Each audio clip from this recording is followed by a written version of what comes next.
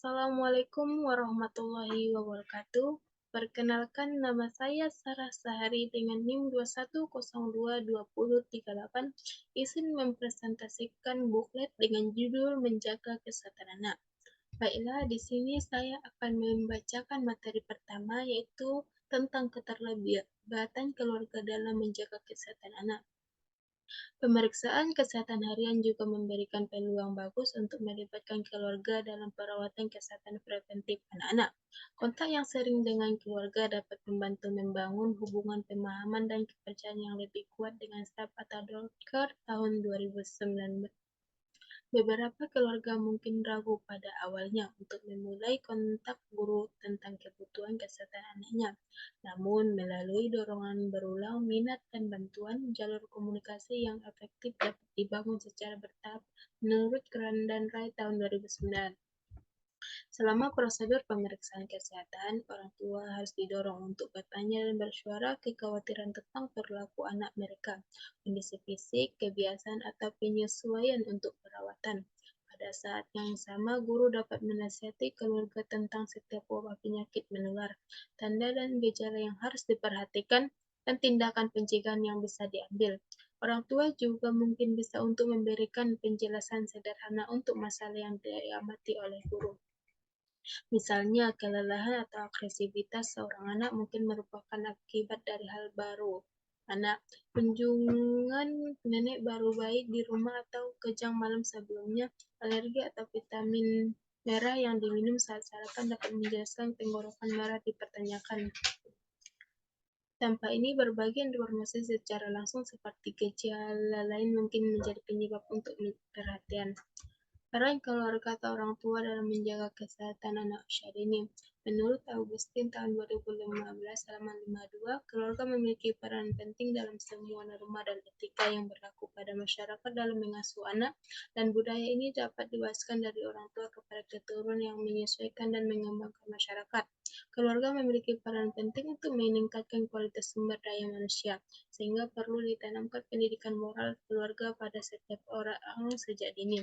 Namun selain tingkat pendidikan, moral pribadi juga menjadi standar untuk mengukur sukses tidaknya pembangunan. Peran dan tanggung jawab orang tua terkait pengasuhan anak dalam keluarga melampaui bentuk pengembangan karakter, kualifikasi, dan pendidikan sosial, seperti membantu menjaga kebersihan rumah serta menjaga kesehatan dan kesetaraan keluarga.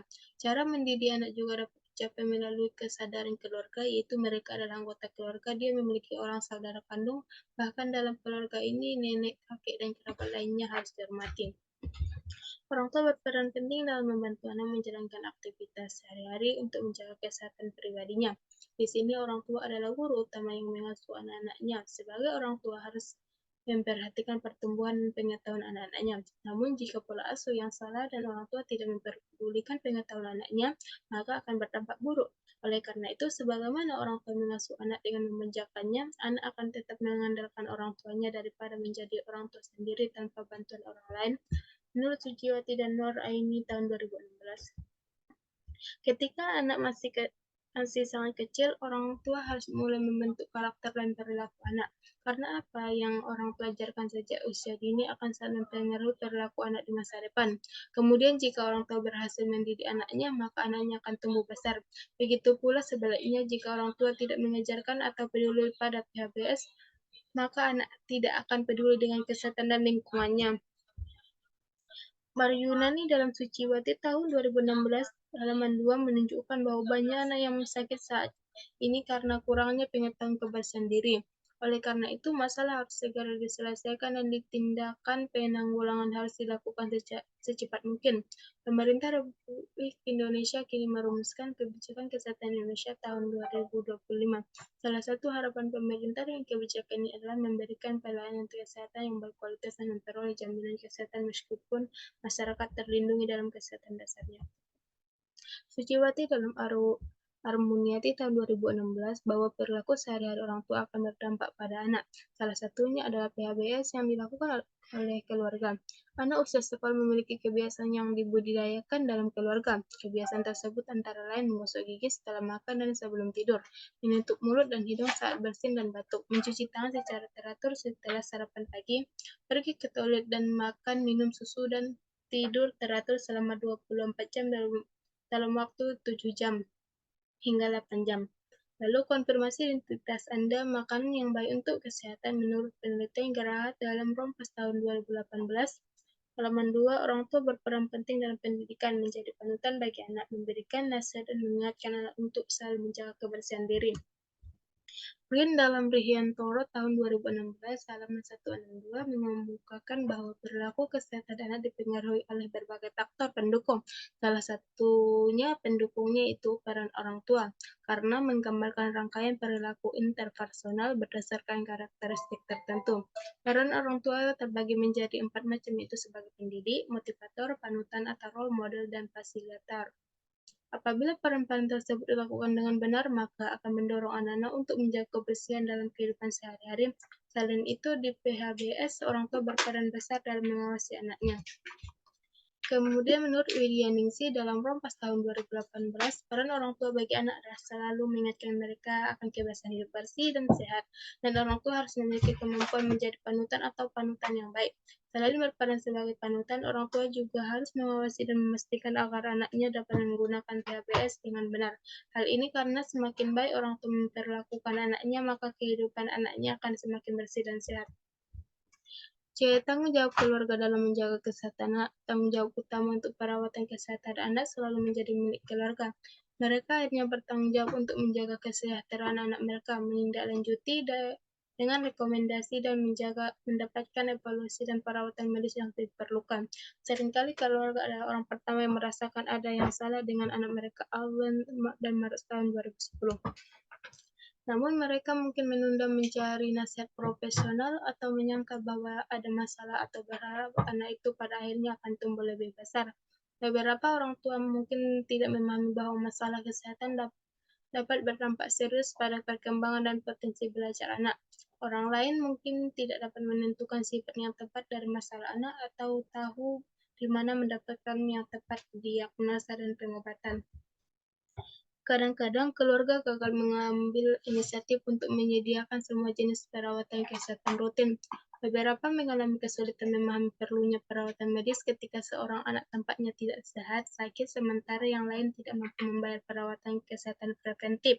Dengan meningkatnya perawatan medis saat ini, biaya untuk saat ini memahami mengapa hal ini bisa terjadi. Namun biaya tidak boleh mengecilkan hati keluarga dari memperoleh perhatian medis yang diperlukan. Asuransi kesehatan yang sekarang tersedia untuk pendapatan yang memenuhi syarat anak-anak melalui program asuransi kesehatan anak nasional. Untuk meningkatkan akses mereka untuk perawatan kesehatan, selain itu sebagian besar masyarakat menawarkan berbagai layanan kesehatan gratis atau murah anak kecil, antara lain kepala mulai, program screening children, bantuan medis klinik anak sehat, pusat pelatihan dan klinik yang berafiliasi dengan universitas, pusat imunisasi kesehatan masyarakat, pusat komunitas, dewan koordinasi antar lembaga. Agen dan layanan ini umumnya dapat ditemukan di direktori telepon, di internet, atau dengan menghubungi Departemen Kesehatan Masyarakat setempat. Guru dapat mendukung dan berperan dalam membantu keluarga memahami pentingnya penjadwalan perawatan kesehatan rutin untuk anak-anak. Mereka juga harus menjadi akrab dengan sumber daya masyarakat dan membantu keluarga dalam mengamankan layanan perawatan kesehatan yang tepat. Menurut Allen dan Chowdhury tahun 2009, perilaku hidup bersih dan sehat. Menurut Noto Mojo dalam Karyono tahun 2019 halaman 1, perilaku hidup bersih dan sehat merupakan serangkaian perilaku berbasis kesadaran belajar dapat membantu masyarakat berperan dalam bidang kesehatan dan berperan aktif dalam pencapaian kesehatan masyarakat.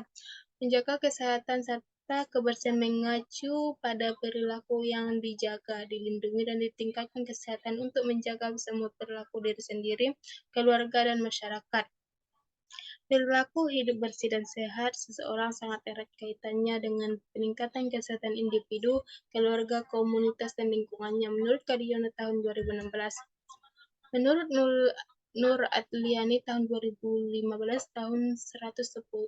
halaman 110 mengemukakan bahwa memiliki tubuh yang sehat adalah kondisi yang sangat ideal. WHO mengartikan kesehatan sebagai kondisi yang ideal karena bebas penyakit dan dapat hidup sejahtera. Pencapaian dari derajat kesehatan yang baik tidak membedakan jenis kelamin, keyakinan agama, dan tingkat sosial ekonomi ini setiap orang. Kemudian menurut Suprayan tahun 2020, halaman 10, pola hidup sehat merupakan kebiasaan yang membutuhkan kesabaran dalam memberi nama setiap anak dan harus dimulai secepatnya. Semua anak Indonesia juga berhak atas hidup sehat dan akses ke layanan kesehatan yang layak. Dengan mengikuti pendidikan kesehatan PHBS, seseorang dapat memperoleh jiwa yang sehat. Pendidikan kesehatan PHB, perilaku hidup bersih dan sehat merupakan salah satu perilaku yang berkaitan dengan kegiatan masyarakat yang didasarkan pada kesadaran kesehatan untuk mencegah penyakit dan secara aktif melaksanakannya. Ciptakan lingkungan yang sehat melalui olahraga teratur, perkelahian, istirahat, dan gaya hidup yang baik. Menurut Noto Amojo dalam City AR Coin tahun 2015 halaman 291, setelah faktor lingkungan yang mempengaruhi kesehatan individu, kelompok, atau komunitas, perilaku hidup bersih dan sehat menempati urutan kedua. Perilaku ini melibatkan pentingnya kebersihan pribadi, sikap terhadap penyakit atau masalah kesehatan lainnya. Kemudian menurut Desak dalam Dina tahun 2016 halaman 94, pengaruh faktor perilaku terhadap kualitas kesehatan adalah 30% sampai 35%. Oleh karena itu, kita perlu melakukan segala cara untuk mengubah perilaku yang tidak sehat menjadi perilaku yang sehat agar dapat hidup sehat. Menurut Noto Mojo dalam Lina tahun 2016 halaman 94, berbagai informasi tentang perilaku hidup bersih dan sehat dan contoh langsung yang diberikan dalam bentuk tindakan praktek diharapkan siswa terus mempraktekkannya. Selain itu, untuk mendukung proses tersebut diperlukan sarana dan prasarana yang memadai untuk mewujudkan gaya hidup sehat dalam kehidupan sehari-hari. Kemudian Polri dalam UPA tahun 2020 halaman 22 mengemukakan bahwa kebersihan mengacu pada kotoran tanpa debu, bakteri, dan bau.